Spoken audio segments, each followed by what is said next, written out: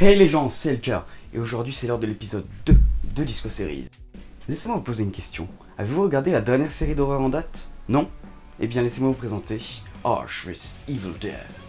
Elle a été diffusée sur la chaîne américaine Stars. Elle fait suite au classique du cinéma des années 80, la saga Evil Dead. Evil Dead, ou au Québec, l'opéra de la terreur. Bref, donc Evil Dead sort en 1980. Il raconte l'histoire d'un groupe d'amis partant en vacances dans la forêt et qui vont être amenés à trouver le Necronomicon. Le Necronomicon, ou Livre des Morts, est un ouvrage dont la couverture est faite en peau humaine et dont les textes sont écrits au sang humain. C'est une passerelle entre le monde des morts et le nôtre. Après avoir trouvé le livre, ils vont passer un enregistrement où l'on entend un archéologue prononcer une formule du Necronomicon. Cela va donc déchaîner l'enfer sur Terre et mettre les protagonistes en péril. Il sera suivi de deux suites, créant une trilogie. Evil Dead 2 en 1987 et Evil Dead 3, l'Armée des Ténèbres en 1992.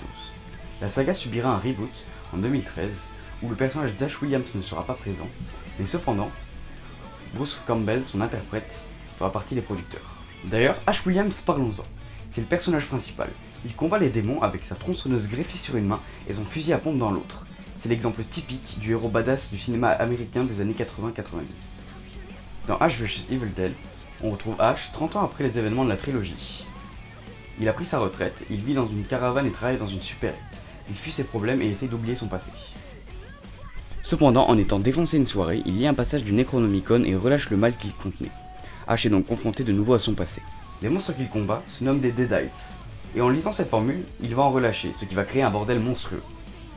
On va parler un peu des personnages. Ash Williams, je vous l'ai presque déjà entièrement présenté, mais il ne faut pas oublier de parler de son humour d'américain cliché de 50 ans. En effet, il est là pour apporter la touche humoristique de la série, parce que même si c'est gore à souhait, l'humour décalé arrive au bon moment et crée un effet hilarant, contrastant avec tout ce sang qui gicle et ses membres qui volent en morceaux. Ensuite, parlons de Pablo. Il est le sidekick d'Ash, et avec son caractère décalé et peureux, il convient parfaitement en tant que compagnon d'Ash et crée une nuance de caractère. Il arrive en parlant à Ash d'une prophétie de la part de son oncle, qui est chaman et que l'on appelle El Brujo. Cette prophétie dit qu'un certain El Refe débarrassera le monde du mal qui l'habite. Et Pablo pense que Ash est cet El Refe. C'est donc comme ça qu'il se retrouvera aux côtés de Ash Williams. Kelly est d'abord présentée comme une nouvelle employée de la supérette. Ash, fidèle à lui-même, essaie de la draguer, mais voit directement que ses avances ne marchent pas vu comme elle l'a repoussé. À cause des Deadites, elle se retrouvera entraînée avec Ash et Pablo dans leur lutte contre les forces du mal. Elle est plus sérieuse que les deux hommes précédents, mais a des buts très précis dans son voyage avec Ash. Je ne vous ai pas encore parlé d'Amanda Fisher. Elle est interprétée par Jill Marie Jones, et elle est privée de son équipier par les Deadites. Elle développe une haine des Deadites et un désir de vengeance immense. Certaines pistes la mèneront à penser que Ash est derrière le mal qui se dessine sur Terre. Considérant ce que je vous ai dit, c'est plutôt vrai d'ailleurs. Elle va donc chercher Ash pour l'empêcher de faire le mal, sans savoir que c'est lui qui combat le mal. Vous devrez regarder cette série pour une multitude de raisons que je vais vous présenter maintenant. Premièrement, avec le succès de la trilogie, on ne peut être que content que cette suite sorte.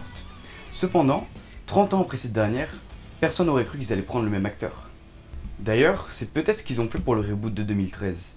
Considérant que Bruce Campbell est trop vieux, ils auraient choisi d'exploiter un nouveau personnage. Mais là, on a le droit au même acteur qu'il y a 30 ans, et au top de sa forme en plus. Ensuite, pour une comédie horrifique, tout est dosé comme il le faut. Les passages censés faire peur le font bien, le gore est bien géré avec une réalisation plus que décente, et enfin le contraste avec l'humour est effectué à la perfection. C'est donc une très bonne série du genre.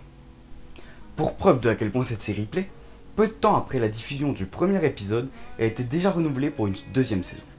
C'est tout ce qu'on pouvait espérer d'un remake d'une saga aussi culte. En parlant de ça, je tiens à vous dire que je ne présenterai jamais une série qui a été annulée, même si elle est super dans son genre. D'ailleurs, si la diffusion de Jekyll and Hyde n'avait pas été arrêtée, ça aurait été l'objet de ce deuxième épisode. Malheureusement, je ne vais donc pas la faire. Cependant, je vous conseille quand même d'aller voir la saison 1. Enfin, le format.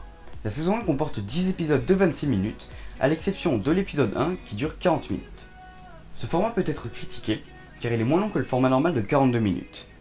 D'un côté c'est vrai, la série aurait peut-être été mieux sous ce format, mais d'un autre côté, cela permet de condenser l'action et de créer un rythme effréné et très agréable.